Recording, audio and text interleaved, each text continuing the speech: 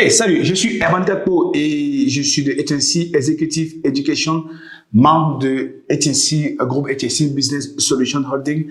Et on a été très heureux de savoir que vous êtes nombreux à regarder des vidéos comme celle-ci.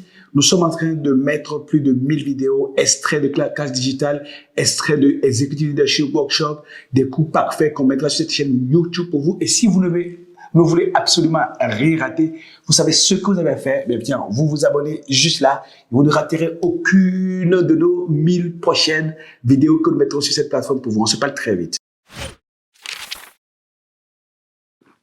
Magnifique.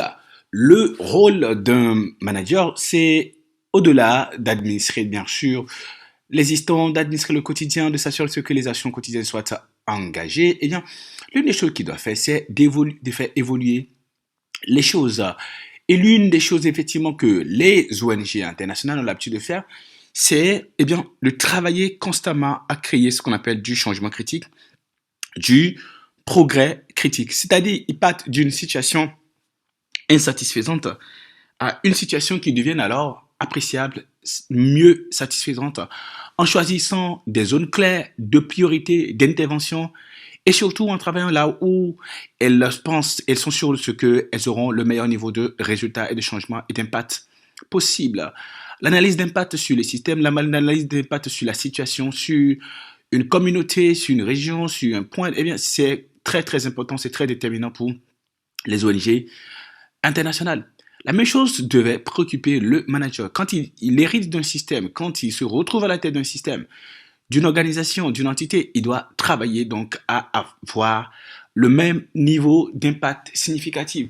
Ceci permet alors de prioriser, ceci permet d'avoir plus que jamais l'approche projet. Donc pourquoi est-ce que les ONG internationales sont plus performantes que beaucoup d'entreprises? Pourquoi est-ce que l'approche programmatique est plus efficace et marche plus, effectivement, dans les ONG que dans les entreprises? Parce que, encore une fois, comme je l'ai dit avant, la plupart du temps, les managers veulent administrer l'existant.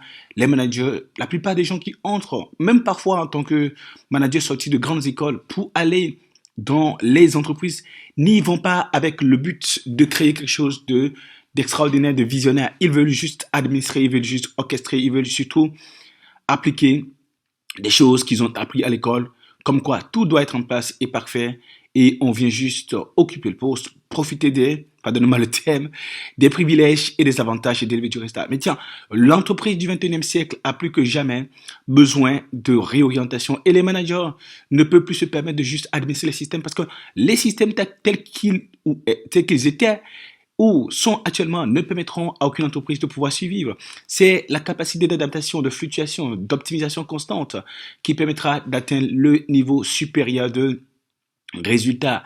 Et en la matière, les ONG ont plus de résultats. Pourquoi? Un, elles visent l'impact critique et significatif. Comme je l'ai expliqué avant, elles prennent une situation qu'elles constatent et qu'elles veulent améliorer. Elles choisissent des domaines d'action prioritaires, des domaines prioritaires d'action, en se disant, OK, nous ne pouvons pas avoir de l'impact ici. Du moins, si nous avons de l'impact ici, ça ne sera pas significatif. Où pouvons-nous avoir plus d'impact? Au bout de combien de temps nous allons le faire? Quelles sont les ressources dont nous disposons et qu'allons-nous prioriser pour avoir du progrès? Pour laisser les choses donc à un niveau meilleur que ce que nous voulions. Et donc, en choisissant prioritairement des domaines, elles arrivent à atteindre des niveaux supérieurs de résultats. Appliqué au management, on doit constater quelque chose de très important. Ok, magnifique. Vous êtes en train d'adorer cette vidéo, mais vous savez quoi? On a un bonus pour vous. Vous allez juste cliquer en bas là. Il y a un e-book, un cadeau spécial qu'on a mis à votre disposition, un test ou une checklist. Vous cliquez juste et vous allez en profiter en plus de regarder cette vidéo jusqu'à la fin et bien sûr de vous abonner. La priorisation est au cœur de la stratégie d'entreprise. C'est-à-dire, il y a beaucoup de choses qu'on peut faire, il y a beaucoup de choses qu'on doit faire, mais on se demande qu'est-ce qui va être efficace dans le produit du résultat et qu'est-ce qui va permettre d'être plus efficient. Donc, ce qui nécessite de la priorisation. On choisit clairement des options. Nous décidons alors de faire ceci de façon prioritaire parce que nous croyons que cela donnerait plus de résultats. Donc, c'est très important. Et quand on donne cette approche-là, parce que parfois des middle managers, donc les managers dits de proximité ou opérationnels, ne comprennent pas souvent quelque chose drastique que le top management ou les investisseurs ou le conseil d'administration ou l'entrepreneur principal de l'entreprise arrive souvent, on se donne de prendre à chaque fois. Pourquoi? Parce qu'on doit prioriser. Eux, ils aimeraient que tout soit fait, qu'on fasse tout. On ne peut pas tout faire, on doit prioriser. Et c'est ce que les ONG font, et c'est ça qui fait qu'elles n'interviennent pas partout. Parfois, lorsque vous voyez une institution qui fait de la subvention, que ce soit l'UNICEF, que ce soit l'Union africaine parfois, que ce soit par exemple la CEDEAO, l'UEMOA, ou l'USAID, ou un certain nombre de, voilà, la coopération suisse, la coopération allemande, eh bien, ces coopérations-là, ces partenaires dits au développement, choisissent clairement des domaines dans lesquels, précisément, ils ou elles veulent avoir du résultat. Et naturellement, ils s'imposent. Ils s'imposent des targets, ce qu'on appelle des résultats précis à atteindre, et ils déploient des projets qui sont dans un délai précis, avec des programmes précis pour faire évoluer les choses, pour avoir de l'impact, pour faire bouger les choses. Et naturellement, il y a un délai qui s'impose ici pour pouvoir délivrer les résultats significatifs. À partir du moment où il y a un résultat qu'on veut obtenir, pour améliorer une situation, dans un délai précis, nous sommes dans l'approche projet. Et c'est ça qui permet aux ONG d'avoir plus de résultats que les entreprises. Et à partir du moment où nos entreprises ne commençons pas, nous les managers, intégrer cette approche-là, nous aurons davantage de meilleurs niveaux de résultats, des résultats plus significatifs. L'une des choses que les ONG font, c'est qu'elles fonctionnent par programme, à exécuter dans des délais précis. Une succession de programmes, dans le cadre par exemple d'un projet, ou vice-versa, qui alors permettront alors d'avoir des impacts calculés, mesurés, monitorés constamment. Si nous pouvons faire la même chose, nous choisissons de faire passer le dispositif à un niveau supérieur de maturité. Nous avons un niveau 1 de maturité, un niveau 2 de maturité, un niveau 3 de maturité.